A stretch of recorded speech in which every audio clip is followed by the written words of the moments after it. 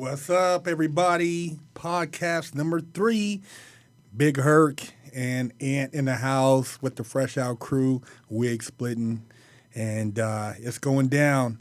Yeah, if you guys haven't got a chance to tune into our previous 2 podcasts, check it out on the website, www.freshoutseries.com, and download those episodes. You know, we kicking some real shit. Also, we got the Back on Your Feet program for those out there who aren't familiar with it. We're helping ex-cons, ex-felons, ex-military youth. You know, we're doing a program allowing you guys to sell your artwork, your music, to actually capitalize and, get your hustle on. Because, we know it's hard out there trying to get back on your feet. So we're trying to do all we can to share and help you guys out. And also, you guys, we got the downloads for the music. We got the playlist. Check that out. A lot of cool stuff. And we also have a 15% off promo code for the commissary. So for those trying to get your swole on with the yard time, you're trying to get a hat, maybe a T-shirt or a sweater, a hoodie, hey, man, to use the promo code, go ahead and go shopping in the commissary. You know, your books is fat, you know what I mean? And, do your thing. Also, the shoes, you guys, the shoes are like, man, they selling. People are loving them. The shoes, we got the slides. If you haven't got a chance to get your pre-order in, get it in, man, because after the pre-orders, they're going to jump up in price. So get your pre-order in now, and that way you'll have your shoes, and you'll be fresh out. You know what I'm saying? So our YouTube, our Instagram, our Twitter is Fresh Out Series. Make sure you guys subscribe to that. Also, I drop a lot of cool stuff on there. Try to keep you guys motivated. And also check out our Patreon, which is Fresh Out Series. You know, we got some cool cooking stuff on there. We got a lot of new stuff we're adding to there as far as content. And, it's great what you guys are doing as far as supporting us. So keep doing it. And we look forward to bringing you guys as much new content as possible. Great introduction. And don't forget that we will be having a new chef coming on board for the Patreon spreads. That's so right. Get excited for that. It's someone that's been on the show before and great character. So we're looking forward to what type of recipes he's going to bring to the show. We got some great questions to start this podcast off today. Question number 1 comes from a fella named Jayson. And his question is, well, actually, it's a little bit of a long-winded paragraph. My name is Jayson. I was just released from WRDCC in St. Joseph, Missouri, a little over a month ago. I'm a little guy, so in there I learned to be quiet and keep to myself. Only hung out with a few bros and really just did my bid, reading and staying in my own lane. I didn't get any shit, and my time was pretty easy. It's only a level 2 camp, so it really ain't shit anyways. My question is, the mentality and the way of carrying myself in there has become something I can't seem to shake on the outside, and it's not doing any good for my family, relationships, and how I interact with people. I'm constantly looking over my shoulder and paranoid. 2 years down, and I don't want to be like that anymore, but I can't help it. I'm clean and sober and doing right, but I can't seem to be a normal person anymore. So in your experience, does that fade? And if not, how do you cope with it? I think what you do is great, and I like all your videos. They're all real as shit. Thank you. Great question. As far as prison etiquette or prison body language or demeanor, one of the things I tried to focus on while I was in was not conforming to the standard prison culture so that I didn't look like I'd been to prison, because being a big black guy off the top, people assume, well, that guy's big, he's most likely been locked up or he's played football, one or the other. So I tried to not, carry myself like other typical inmates so that I didn't have to worry about changing my demeanor when I got out, or so people wouldn't automatically know that I had did this time because of the way I walked or the things I did. Shaking that, the best thing you could do is just try to be as normal as possible and put yourself around people who are doing normal things, whether it's hanging out with your kids at the park, going to family functions, baseball, football games, things where you're socially, interacting with normal people, picnics. You gotta try to think that you're not locked up no more. So you don't have to really look over your shoulder. I mean, I still get the nightmares. Those, I've been out, 10 years now, and I still get those. But I mean, as far as looking over my shoulder, being paranoid, I don't really trip off of that. And, there's certain things you're going to always hold on to some degree because it's a reminder of where you've been. But you just got to try to focus on things that are, if you're conscious of it, then you have the potential to change it. Yeah, I think when I first read this, there was a couple questions that actually came to mind about his question. And one of them was, what type of living environment are you in? Because if you're around a high-stress environment, you're going to have those constant triggers that, where you can't really be at rest. So I think for this particular individual, it might be better for him to maybe go out in nature a lot more, like where he's by himself, going for hikes, going, just getting out, going and being by yourself. Sometimes you just got to be by yourself and, be with your own thoughts and think about shit and work out your demons. So that, just reading this automatically made me think of other questions. I know, because, I have similar issues when I'm out in public where sometimes just the people you're around, it's not that you really want to be around them, but they're just, they're a pain in the asses, But him having kids, I think that he's going to have to do more family stuff, because if he has a family, then it's a little bit different. Like, I know, like, being in prison, you have no personal time. So you definitely, when you get out, you want to have, like you said, private. You go to the beach, meditate, hike, get your thoughts together, and then when you come back into society, as far as traffic and the people, the commuting, you feel a little bit more at ease because you were able to kind of get a grip on your own thoughts. Yeah, or maybe picking up a hobby. Finding something that you really enjoy doing and putting a lot of time and energy into that, because you want to keep yourself busy. Because I know sometimes, too, you don't want to be alone with your thoughts in some regards. So if you're busy with a hobby, you spend your spare time with doing that or working on a new project to, make your life better, then that can also occupy your time, so that way you're not thinking about all the shit that you went through when you were inside.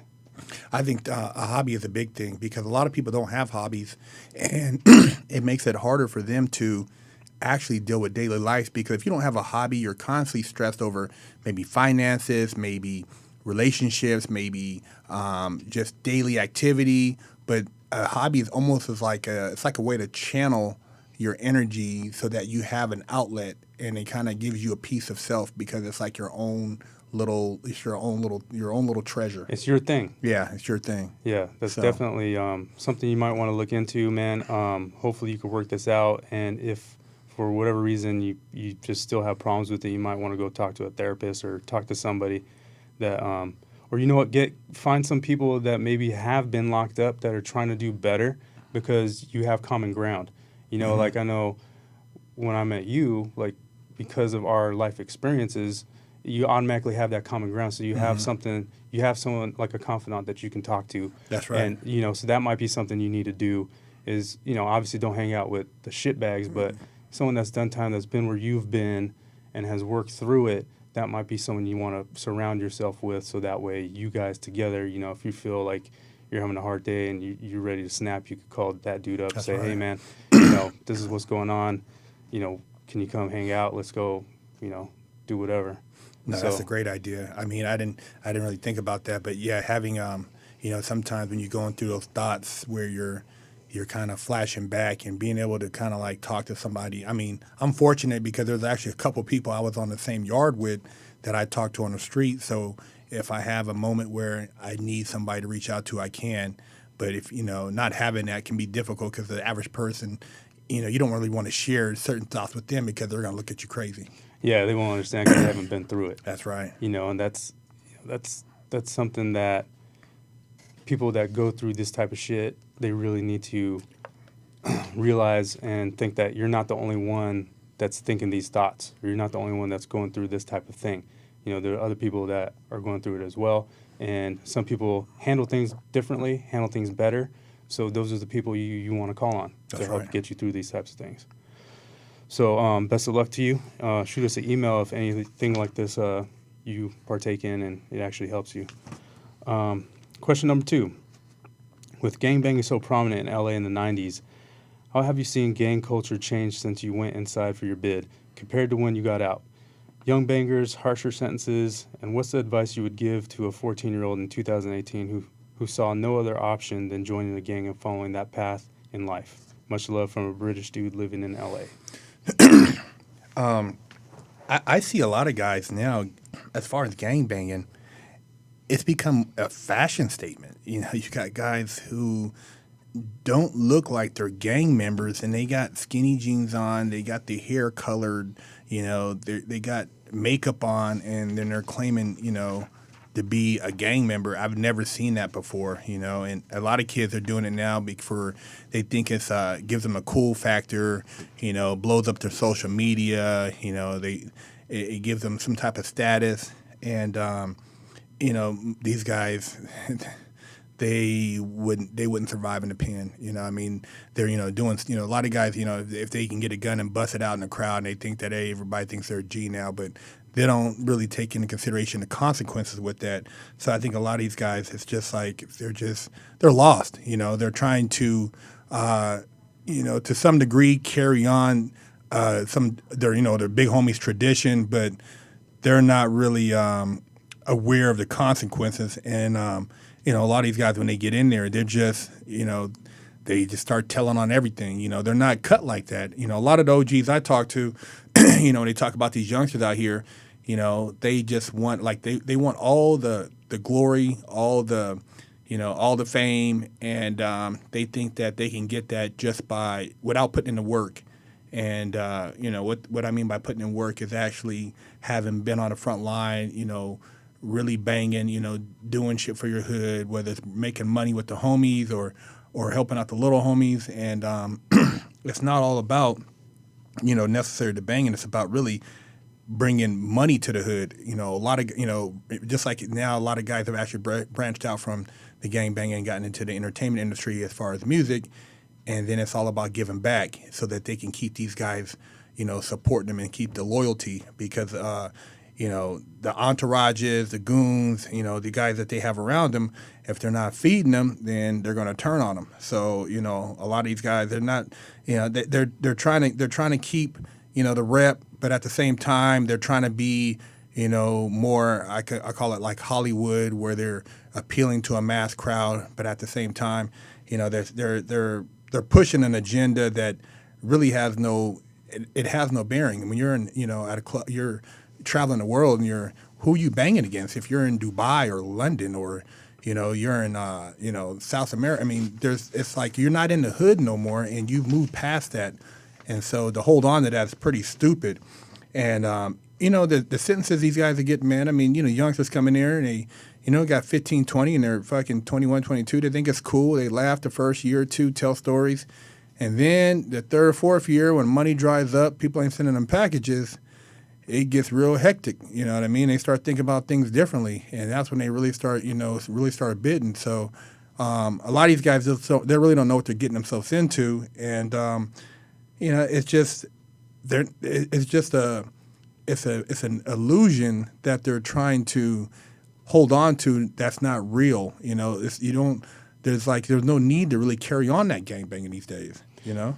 Yeah, it really seems kind of like an unnecessary thing to do in today's times. And aside from that, it's almost the culture has changed so much from what I remember in the 90s. Like in the 90s, I feel like it was just way harder. Mm-hmm. Like there was way more gangsters, there was way more violence, and then now it seems like it's kind of like tapering off, because I don't really see. I mean, I've lived in SoCal and NorCal my whole life. I've gone back and forth, and I mean, in LA in the 90s, it was crazy. Mm-hmm. It was crazy. And, you know, going to Hollywood, you go to Hollywood now, and as many times as I've gone in the last 5 years, I haven't seen any gangsters, like, running around Hollywood Boulevard or anything like that. Like, and aside from that, they're gentrifying LA so much that I almost feel like they're pushing all the gangsters out. Like, so I think, you know, all the gangsters are maybe in Lancaster or Palmdale. Yeah. They're pushing everybody to the deserts where nobody wants to live. They're like, you want to go do that shit? Go do it out there,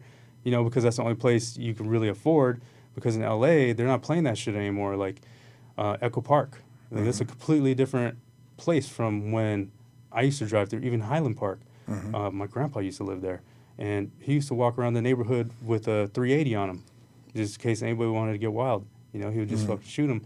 But, you know, now it's all hipsters, fucking cafes, you know, where you wouldn't even want to sit out on the street because of potential shit that would pop off.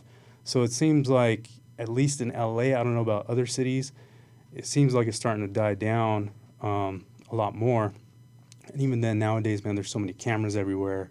Like, you could drive through a street and you'll see 20 cameras. People have cameras on their phone. You're not able to put in work like you used to do back in the day because there's just too many eyes. Oh, you're going to get caught. Yeah. And, and the thing is, too, now you have so many other options. I mean, like you said, in the 90s, what else did you have to do? Go to the mall, start a fight, you know, beat up somebody in the parking lot. You know what I'm saying? They had dope houses or weed houses. You try to rob those to come up. I mean, nowadays, I mean, shit, man. They go to dispensary, get your weed. And, you know, crack houses, people ain't really tripping off them like they used to be as far as robbing them, you know, as far as I know. But, you know, it's not... You don't have, like you said, because of all the cameras, you don't have people doing all the crazy shit. I mean, I know guys who used to dress up and kick in doors, and it was just a thing to do because who had a camera? Nowadays, shit, somebody sees something like that, they're going to fire up their phone. You're going to be on camera kicking in somebody's door, and you're going down. So, you know, you can't get away, and people aren't doing the really gangster shit like, you know, they used to do back in the 90s, you know? So I would... Go ahead. And I was going to say also, I mean, you got gang enhancements like crazy. Yeah. So just being a part of a gang, you automatically get an enhancement, which could be up to 10 years added just because you're affiliated. You know, there's no such thing as self-defense if you're a gang member. So if you get into a fight or, you know, you get beat up, stabbed, whatever, and, you know, you try to say, oh, self-defense, that doesn't work. You know, so that good luck with that. Not only that, but, you know, for those in 2018 or 14-year-old, you know, advice to give them is, one, there's no 401k, there's no benefits, there's no retirement. So essentially you're using your life to benefit a group which you get almost nothing in return except for maybe brotherhood. You know, it's not like when you're away, they're paying your house note, they're making sure your kids are fed. You know, that you see that shit in the movies, but when it comes to real life, that shit rarely happens. So you're basically fucking off your family and your friends for something that you get virtually nothing in return. So how about instead of doing that, you use your youth to set yourself up for your future? You know, like there's 14-year-old CEOs now. You know, they're computer nerds. They come up with programs or whatever, software, and they just focus on that. And then by the time they're 20, they're a millionaire, you know, making other 20-year-olds look like jackasses. That's right. You know, I mean, shit, even when I think about it, like, I'm late to the game, man. Like, I fucked up my youth because I should have been doing that. Like, I should have been getting into computers, but instead I was chasing ass, running the streets, you know, and doing all that, which, yeah, it was fun. But it didn't really do anything to set me up for now. You know, like, it didn't put any money in my bank account, you know, for now. Well, see, the thing has changed now, though, because, you know, when we were, you know, 14, when I was 14, 15, you didn't have the cell phone with all this information across the world. Right. I mean, as a kid now, like you said, you could sit on this phone, you could design graphics and turn around and sell them to somebody over in China. You know what I mean? You can design clothing, you can communicate with somebody, you know, in Canada. I mean, it's just... You're limitless with your opportunities as a 14-year-old and what you're able to do. So when you really look at it, I mean, you're pigeonholing yourself when you say you want to be a gang member and you think that's going to be a future. Like, that little street you don't own that they're going to basically eventually push your family out of. And another thing you don't really think about, you think all these guys are homies. You might have one or two dudes who really care about you, but the majority of dudes in those groups, they're pieces of shit. They don't give a damn about you. I've seen it many times where their own homies rob dudes when they find out he's doing good or killed. I've heard of numerous instances. I know dudes that got killed by their own partners because they were jealous.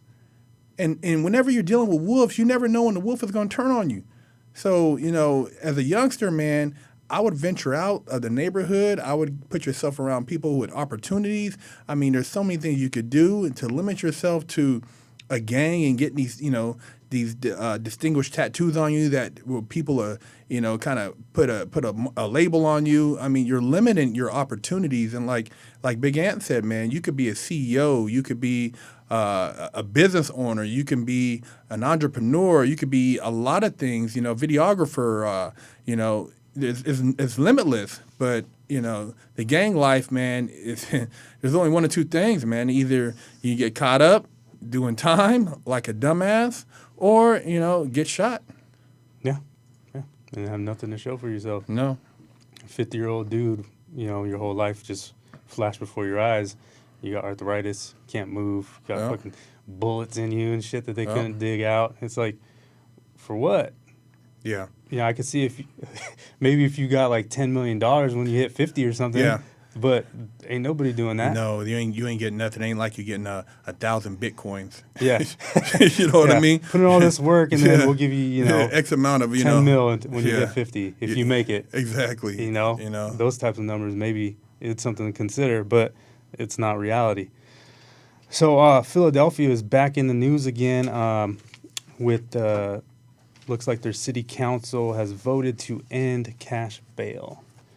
And what this means is, rather than setting up a bail amount if you get incarcerated or if you get arrested, they're going to work out some sort of system where, based on the type of crime you committed, they work out some sort of system basically saying what type of threat you are, whether or not you can be released and whatnot back into society without having to pay bail. Yeah, I think it's a great opportunity because a lot of people don't have the means. And, if you got a guy who's got a nonviolent offense and he has the opportunity to get out and fight his case, the odds of him actually fighting his case are greater than if he was locked up. And what I mean by that is, when you're locked up, you're stressed the hell out. You know what I mean? You're going through it. You're dealing with family issues. You can't work. You're not making no money. Kids. There's a lot of things you're dealing with, and then you're going back and forth to court, and then you're dealing with the hostility of the police inside the jail, other inmates, and so a lot of times, people just plead out. They plead out and take a strike, or they take a felony just because they want to get out of that situation and either get out for time served, or they want to just go to another institution so they can do their time and move on and just get out of the drama. So being able to be out and fight your case, it sheds new light. You got an attorney on the street. You're making money still. You're taking care of your bills. You don't have to worry about the rent, your wife crying about the rent, or your girlfriend and your kids now. You can still participate in family stuff, and it just gives you more wind. And a lot of times, at the end of the day, you could even, you could fight your case and actually not plead out to something that you would have normally pled out to, So it just makes a big difference, man. I knew a guy who actually had a serious case where he's looking at 13 years, an assault with a deadly weapon, and he bailed out. He fought this case for 3 years, and they kept coming. We're going to go to trial. They had the guy. The guy was supposed to be a G, but he's a witness. He was going to testify, and they kept drawing it out. Finally, they came from 12 years. They dropped it down to 90 days and a strike.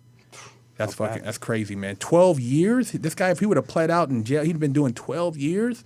Now he's out and he's going to probably get house arrest. Well, not only that, but then there's less likelihood of him getting another case inside. Like if you get into a fight. That's right. Because if you get into a fight while you're going through your case and you're inside, then they use that against you where, you're violent. So it makes sense that we're putting this much time on you because, you caught some bullshit case because of whatever. But, one of the things that I would be leery of with this type of thing is because it's not just that, okay, there's no bail and we just release you. The judge still has final say. Mm-hmm. So where my mind kind of goes at is, okay, if they get rid of the bail thing and that's no longer an option, what if the judge is a dickhead and says, oh, you know what? I think you're still a risk, so you're going to stay in here. And then now you don't have a bail option to get yourself out. Because I remember when I went through my thing, when I first got arrested, I asked him how much bail was, and it was 50 grand, which you have to do 10% of. So $5K you have to put down. And they said, well, if you want to wait, you can see if the judge will OR you, which means own recognizance. He'll release you on your own recognizance based on your charges and see how you to see whether or not you should pay bail or not. So they can do that now, but they're not doing it. So for them voting this in to then take away the bail and then put this system in place, the judge still has final say. So to me, it seems like almost where it could turn into a bad situation, an even worse situation for people, because now there's no bail. So, I mean, for me, I would want to know more about the particulars on how this type of program's supposed to work out. Because, like I said, if you get a dick judge, which there's a lot of them, and they just, for whatever reason, don't like you or don't like your priors or whatnot, like if you have multiple drug offenses and, he's just like, you know what, I think you should do this time. Well, I think that they're going to do it just for certain cases. Like right here, I think they're depending on, like, the offense and your prior record, they're probably going to, somewhat get rid of it. But I think they're still going to have bail, I would imagine, for other cases where maybe this guy has a prior. Because like you said, the judge can be discretionary. So I would assume that they would still have cash bail in certain circumstances, depending on the type of case it is. Because this is supposed to basically benefit a lot of low-income citizens who get caught up in situations. Minor offenses. Like possession or something. Drugs. Because a lot of times, Philadelphia, Detroit, a lot of these inner cities, they're locking up people for drugs. And the thing is, for what? The DA, and then now the bail is so high, they can't get out. And the guy maybe he wasn't a lifetime crack dealer or drug dealer, but, he got caught up. He's trying to make a little extra money, whatever the case it may be. And if he got opportunity to get out, maybe he'd get on the right path. Sometimes you got to give people the benefit of the doubt. It's not everybody who's going to continue to commit crime if they get an opportunity to do right. So I think, like, for people who don't have the money to put up 10% and they're basically got caught up in something that they shouldn't have been involved in, it's an opportunity for them to at least get back on their feet, have an opportunity. Yeah, it's definitely a step in the right direction. I just want to see where it goes, because I don't trust the government at all. So I always look towards what the worst case kind of scenario could be with all the things they say they're doing to help. Because a lot of times you got to keep in mind the people who are passing these laws or doing these changes are people who haven't really gone through the system per se, So a lot of times these types of, changes to law or legislation should come from or should have some input from people that have gone through the process, given their sense or their take on it to make it better, not necessarily just a bunch of bureaucrats making decisions because of whatever reason. Well, I think in a lot of these situations, like especially in this is a district attorney, because they're the ones who tell the judge, like, hey, judge, don't let this guy out, So you write a letter to the judge listens to the district attorney, but the judge is supposed to be non-biased, but then the law says that the judge has to give you this minimum. I mean, so how are you really a judge? You know what I mean? So you're kind of caught in a twist. So, when you talk about, like you said, the bail situation, and then you got these prosecutors who are working with the police who are locking you up, who are, so it's like a big cycle. So how to break it, I don't know. You know what I mean? Because it's like they're all in cahoots. Oh yeah, because DAs love those slam dunks. Exactly. If you got caught with that on you, that's a slam dunk for me. Yeah. Because but what's there to fight? If you're on the street and you can fight it, you could say maybe he violated your Fifth Amendment. Right. Maybe he was a legal search and seizure. Yeah. Stop and frisk. Those are all legal. See, a lot of people, especially low-income people, don't know their rights. They're intimidated into confessing. If you knew your rights, you would keep your mouth shut, and you would be like, you know what? You don't have nothing on me because you had no business going through my car. You had no business pulling me over. You had no business going in my pockets. A lot of times they need consent. I didn't know that, but they need consent to look in your pockets. They can't just look in your pockets. They have to ask you. See, what are you doing? What do you mean, what am I doing? I'm standing here. What are you standing? You don't have to justify why you're standing or why you're going somewhere. Where you been? Why? Do you go asking everybody in every neighborhood where they've been, where they're going? You know what I mean? So when people say, well, he was resisting.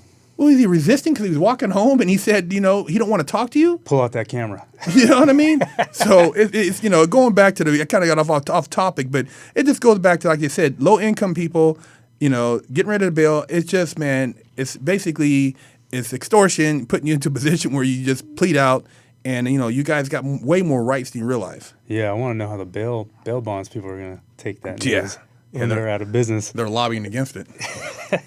So in other news, looks like 8 Baltimore police officers are being brought up on federal charges for basically doing a bunch of dirty shit. The good old stuff that you see in the movies. And this actually kind of reminds me of a story of who that we interviewed recently. Yeah. Hopefully we'll be able to show you guys that interview, but it's a doozy. But apparently these officers were, holding on to BB guns in case they ever needed to plant something on somebody. They're jacking people for their money and drugs and then reselling it back onto the streets so that they can make some extra money. And, it just goes to show you that just because you're in law enforcement or, whatever, supposed to be in a position of authority doesn't mean that you're, not susceptible to money. You're not susceptible to greed, the opportunities. Because a lot of times dudes get busted, for drugs or whatever, that's more or less an opportunity crime. A lot of people get into it not because I want to get you hooked on drugs. I want to get into it because I want to make money. Mm-hmm. And I want to make a lot of money real fast. It's a crime of opportunity. Mm-hmm. It's not, something ill like chomos, where they just are sick. They like that shit. So cops, they're part of one of the biggest gangs in the world, and they got the government backing them.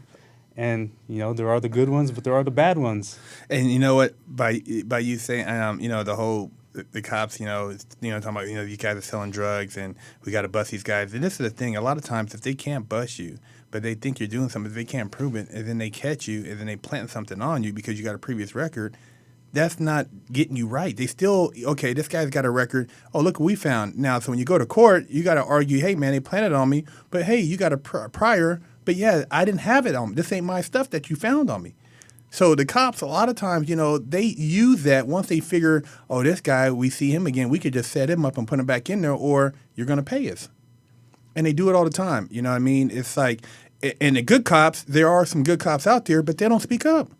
They don't speak up, man. I've been pulled over and stopped. Me and the homeboy searched. They found crack on us. They took us not strictly directly to the jail. They took us behind a fucking grocery store. And it was all dark. They pulled up, and in front of them, there was another cop in there with a K9 unit. And the dog was going crazy. And basically, he asked us our name. And my friend gave his name, and he told him he was lying, and he gave him the name again, and he slapped the shit out of him. And then he looked at me. He said, "What'd you see? You got a problem with this?" And I just sat there and didn't say shit. He's like, "Yeah, we should let the dogs chew y'all asses up, mother." And then called us a couple names and stuff. And we sat back there for probably about an hour. Before I was 15 years old. The other guy was maybe 18, 17, 18, maybe 18. But this type of shit, man, I mean, it goes on all the time, man. You know what I mean? All the time. Just because a person got caught with something doesn't justify the legal activities of the people who took an oath to uphold the law.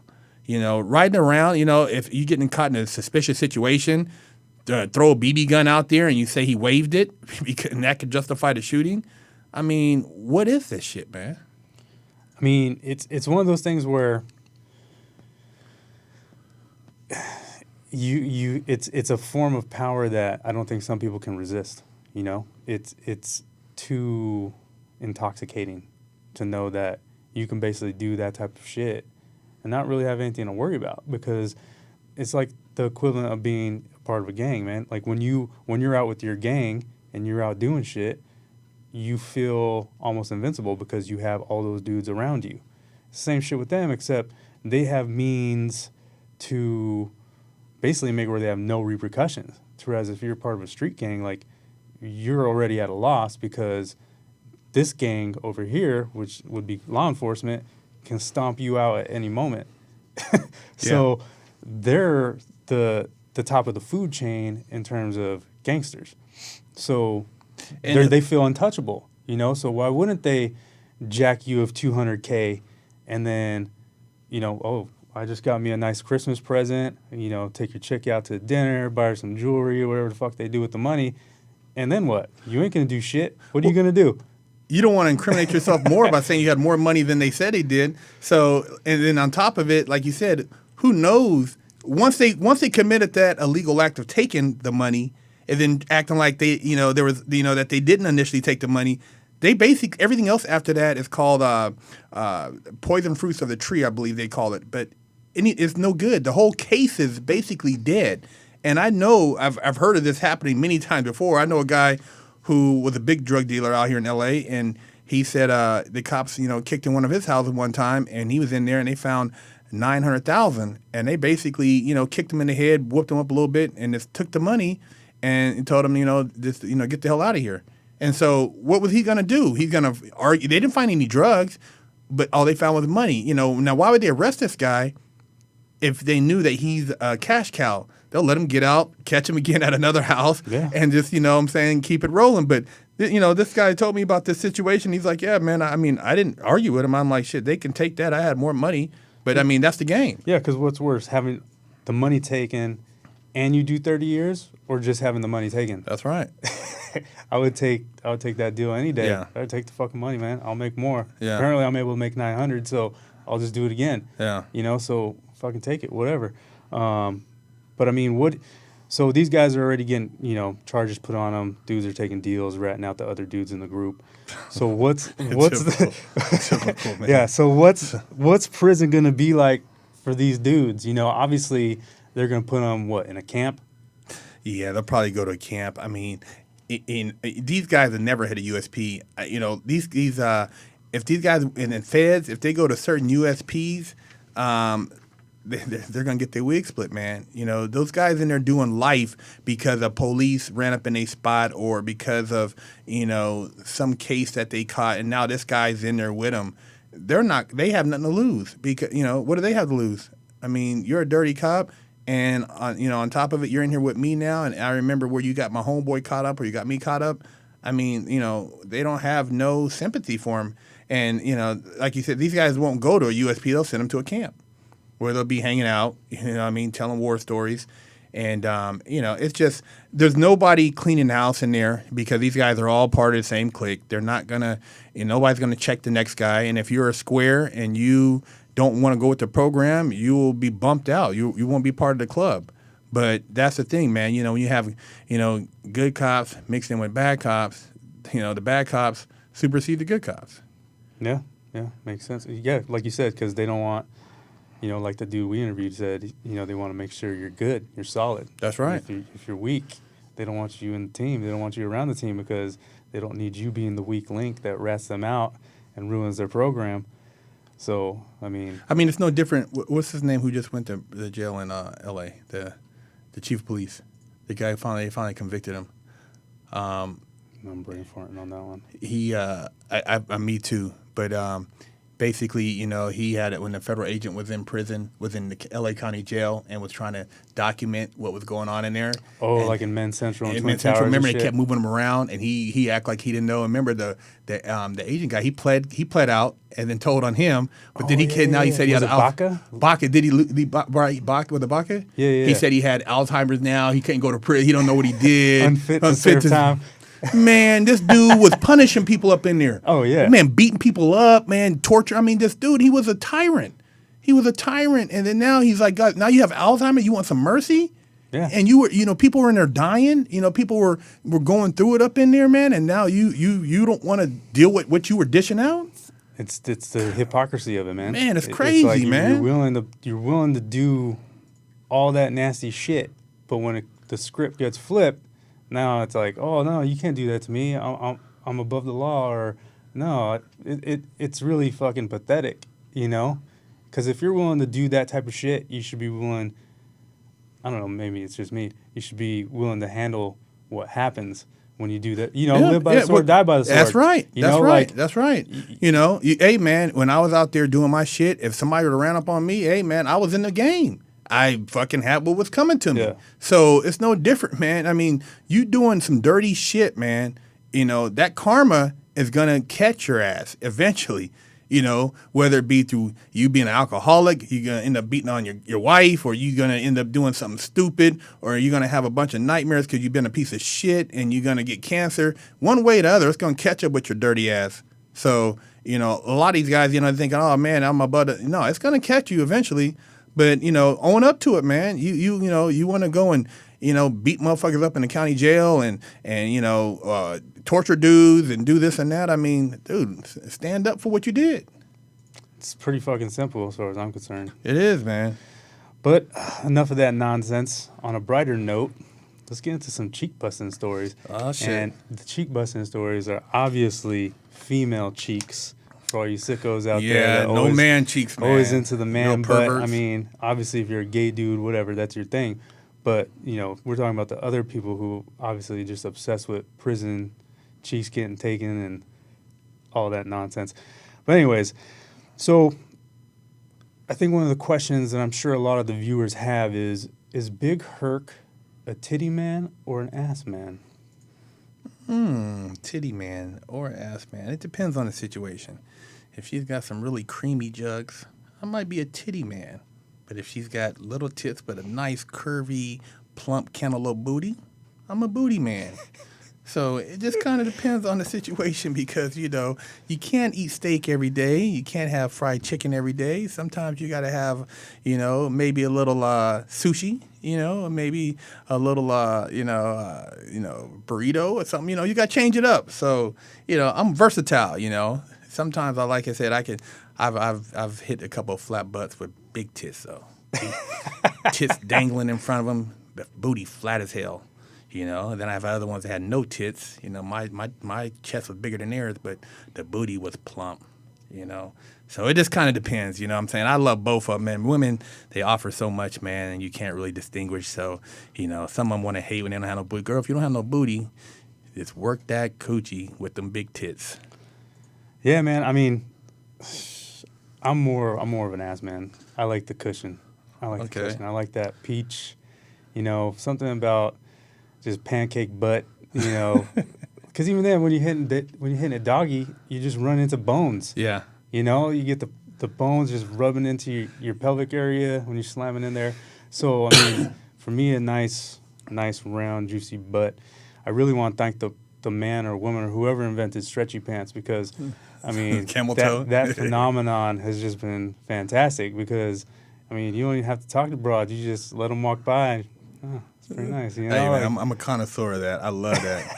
I love those stretchy pants, man. And, I'm a straight perv, man. I mean, it's almost like if I can take my penis off and hold it in my hand and just poke every broad I walk by, I'd do that. Dude, it really just blows me away how all these chicks are just oblivious to the toe.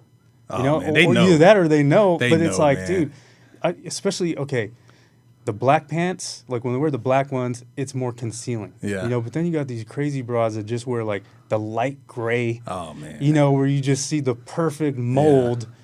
And it's like, did you not look at yourself before you left the house? Because it's right in front of me. Yeah. And, sometimes, they wear them to the gym, so then you just got this sweaty crotch going on. Man, those are the best. And it's like, you know what? What's going on right now? That's such a you women out there who do that, man. I love you guys. It's such a blessing. You guys are one of the greatest contributions to mankind when you guys are out showing that. And to the guys who say that they're sluts and this and that, you guys are fucking lames. Oh yeah, you're a straight lame. I've seen them. What's wrong with sluts? You can't dress. You dress like that. You must be a slut. No, that's a work of art. So, I mean, I'm not knocking them. I'm not saying that negative about it. We're actually praising these women wearing this stuff, you know what I mean? Because I think that, I'd rather see you in that than some damn bloomers, you know what I'm saying? Or like jeans from the 90s. You watch a movie from the 90s and you see the fucking jeans that they wore. There's like baggy, no curves or anything. To whereas you got this now where it's just all curves. I don't think I see anybody wear fucking baggy pants anymore as far as female perspective. No, they're all wearing it. But Oh man, those things are amazing. It's almost like a women's empowerment movement, man. When they wear them things, 'cause they know that men are crumbling as they walk by. You know what I mean? Breaking down in their jeans, you know. And women, they don't realize they have so much more power over men than men. Men think, oh, I got game, this and that. A woman could look at you and be, knowing in 30 seconds whether or not she's gonna let you fuck. Guy, you think you're gonna? You don't have a chance if she don't want to let you. That's the thing. So a woman, she's actually dictating the whole pace of sexuality and in our world. I mean, it's coming out now. I mean, look at the whole, women with the Me Too thing. They put it out there, but hey, we could also say that, Yeah, I mean, you want to jerk off into a plant, or would you rather smash some cheeks? I'd rather smash some cheeks, but I mean, some dudes, I think jerking off into plants are their only option. And some guys have, like these sex dolls. Some of these guys I guess they like an innate object, man. I mean, me personally, I'd rather, deal with the conversation, have a real flesh and blood body next to me, and I just think like these women that are expressing themselves through their clothing, it doesn't mean that they deserve to be treated any worse than a woman not dressed in that. You know what I mean? But I just think that they're just they're a great contribution. Absolutely. I like I said, I really want to buy a drink to whoever came up with those pants. Oh man. But another question I had for you was, what was one of your favorite scenes when you were in the porn game?